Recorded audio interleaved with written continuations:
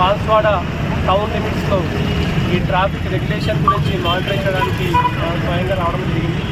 So town లిమిట్స్లో కొన్ని కొత్త కెమెరాస్ ఏర్పాటు చేయడం జరిగింది. సో మనకు ఆటోమేటిక్గా మనకు వైలేషన్స్ క్యాప్చర్ చేసే కెమెరాస్ కూడా ఏర్పాటు చేసినాము. దాని ద్వారా ఆటోమేటికల్గా మన కంట్రోల్ రూమ్ నుంచి కామారెడ్డి కంట్రోల్ రూమ్ నుంచి కూడా వైలేషన్ సిగ్నల్ జంపింగ్ కానీ వితౌట్ హెల్మెట్ కానీ వాళ్ళకు మెసేజ్ చలాన్ జనరేట్ అవుతుంది.